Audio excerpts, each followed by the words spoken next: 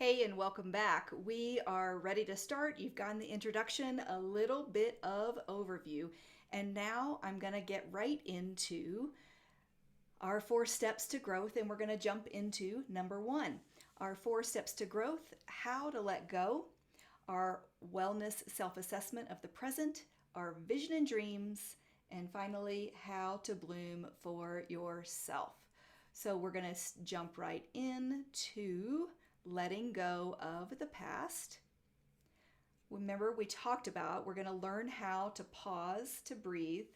Then we're going to talk about writing, releasing stress, tension, and past hurts. So we want to understand the benefits of breathing, and it's going to help us decrease the stress in our body, improve our attention span, our mood, bring us more into a calm and relaxed state of the present moment. But how, right? You might ask, don't I breathe automatically? Because if I'm living, I'm breathing. But how we breathe is really what matters. You can breathe if you're standing at the kitchen sink before a presentation, in the middle of a class, driving in traffic, laying in bed at night, and no one will know. That's what's great. So I want to demonstrate here how to breathe, and I hope this takes up enough space that you can see. We're going to be drawing a box, and let me see, is there an easier way to do it? Let's see. All right, well, there's always something to be thankful for. And so what we're going to imagine is that you are inhaling, and I always like to start at the bottom, and I inhale up, and I hold it, and I exhale, and I hold that exhale. Then I go again. So this is box breathing. We're drawing a box, and you can just inhale on the way up, hold, exhale on the way down, and hold that exhale. You might want to repeat this several times. It can be kind of difficult to do. The goal is to inhale for 4, to hold for 4, to exhale for 4, and to hold the exhale for 4. However, we know that doesn't always work for everyone. So you might only be able to inhale for 2, to hold it for 2, to exhale for 2. Whenever you realize that you are trying to breathe and there's a huge difference in how much you're able to inhale and how much you're able to exhale, sometimes that's telling you, I am not getting enough of that life-giving breath into my body. If you're having trouble exhaling, you might not be letting go of all that is no longer serving you. So let's keep practicing the breathing for sure. In the handout, we do have a little box breathing that counts in for 4, and then you're holding it, and then you're exhaling, and then you're holding the exhale. And just notice the change from when you started to when you finished. Do I feel calmer? Do I feel more relaxed? Am I able to focus? Those are good things to notice. Next, we're going to look at what you're feeling, because after you're breathing, you're going to be looking inside yourself. You're going to identify, which means think about, consider, get in touch with, what are my thoughts and feelings and habits that are in my daily life that are not supporting my peace and my joy. Just as a reminder, I'm talking to myself as much as I'm sharing with you. This is something we all need to do. So in order to get in touch with a feeling, we're going to look at this feeling and emotions wheel to name the feeling, the emotion, to understand where in our bodies we might notice it. Sometimes we're in our shoulders, sometimes it's tension in the back of our head, behind our eyes. And what are we feeling on most days? And where is that coming from? So as I share screen, we're going to look at this feelings and emotion wheel. Inside these core emotions, and you can blow it up on your screen if you need to, inside here, we have the 6 core emotions. Some people will say joyful. Well, isn't that the same as happy? It might be. But there's joyful and there's peaceful and there's powerful. Those are the three positives that are here along the bottom: peaceful, powerful, joyful. Then on the top, we have sad, mad, anger, and scared, fear. So everything we feel in life can be really traced back to these six core emotions. And that is what is so key and essential about them. So if here on the bottom we're looking at peaceful, you might be pensive, relaxed, responsive, serene, sentimental, and thankful. Well, that gives you a space of peace in your life. On the other hand, the negative emotions that we're not really given permission to experience or to say out loud or to publicly display are more in these negative sides, either sadness, mad, anger, and scared are fear.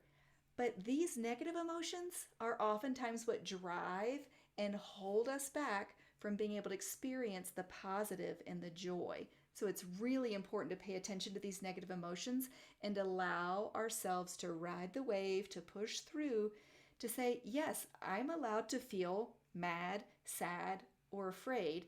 In fact, fear is essential for us to experience because fear keeps us safe. It's only when fear is not helpful in this scared category, it's purple here, in this scared category and fear, sometimes though we're embarrassed, we feel foolish or weak or insignificant or discouraged. And when we can't name it and claim it, we think, I better not tell anyone that I'm afraid. I better just figure it out. Well, then we keep those emotions trapped in our bodies. Oftentimes fear is in our lungs, in our upper chest, and we have this great fear and we hold ourselves to protect it. Fear is also felt in our throats, where we cannot speak what we really think and feel. So there is great power in identifying the feelings. So spend some time looking at these, and it gives us words that we don't necessarily know, because there's a difference between feeling afraid for your life and running because you're being chased by a lion, tiger, or bear. Oh my. Or the difference of, wait, I feel anxious. There's something bouncing around in me and I'm not sure about it. Different from, I'm a little nervous or confused by that. Am I allowed to say something about it? I feel a little embarrassed, but I don't want to use that word because that might be negative. So these are really great words to spend some time, get comfortable with the feeling wheel, and go from there. So once we have identified the feelings, we're going to transition to the jotting and journaling. So jot is brain dump. Just get it out. We've got some handouts in here that can be really helpful because writing is the act. It's a physical action. We name it, we claim it, we see the good, we see the bad, and we even see the ugly on either the paper or your screen. If you prefer just to kind of text it out and write it in a list, you can do that. Once we express our feelings about a particular event on paper, we can choose to then release them in a positive or constructive way. Do you give yourself permission to feel the positive, the peaceful, the powerful, the joyful, and the negative, the sad, the mad, and the scared? So consider the time. What do you have in the organization of your daily schedule, your downtime, your rest, different from your sleep? What is your number one priority? I want you to take a minute to think about that. In this next screen I'm going to share, you're going to see our bullet journaling and what it actually has on it. And I put a few in here as examples. You can print out the blank one.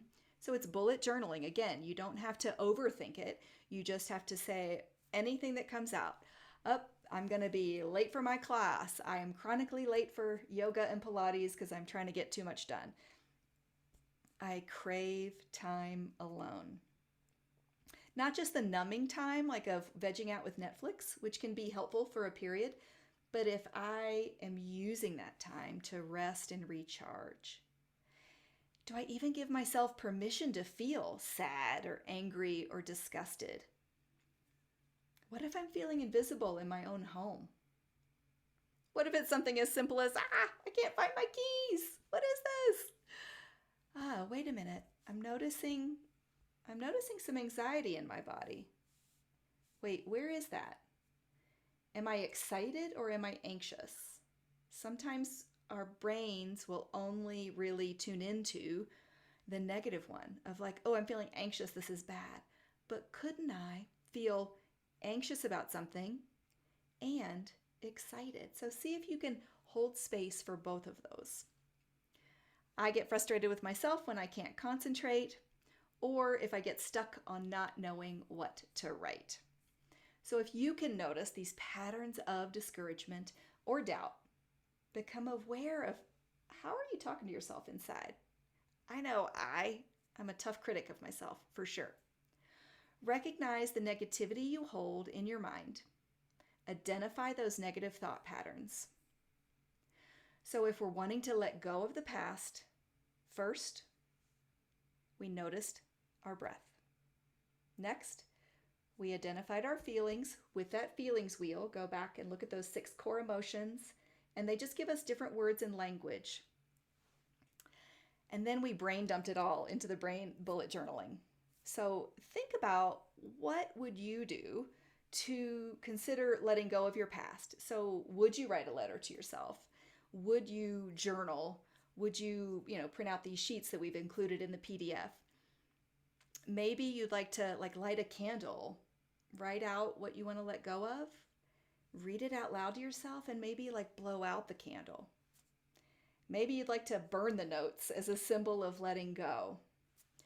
Maybe you just want to crumple it, the act of tearing the paper. Maybe you just want to hold it, put it in a notebook, put the date on it, and then come back and revisit that in a month. There can be value in that. So our courses offer a way to dig deeper and to make space in your life so that you can allow time for yourself to feel the joy, right? So we also have a space in our little workshop about, you can just pick up a journal or piece of paper as well. Write about a time in your life or an event or a person that you want to really release and let go of. And be able to write to yourself, how did that event or that person impact you? Write about your feelings and reuse the worksheet for other thoughts that you want to release, right? The good thing about a notebook or a journal is you can just keep going. So if we make space for the feelings and we breathe in and out,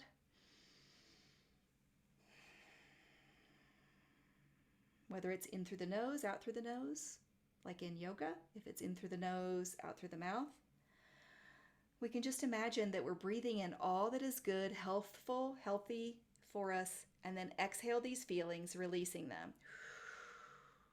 We breathe in the peace, the love, the understanding, the joy, and we release the sadness, the fear, the grief, the shame, the disgust. And we keep going as long as we need to. So I'm going to stop it here because this is the end of the part 1, which was a long segment. The others are all shorter. So I'll stop here. You can take a break if you need to.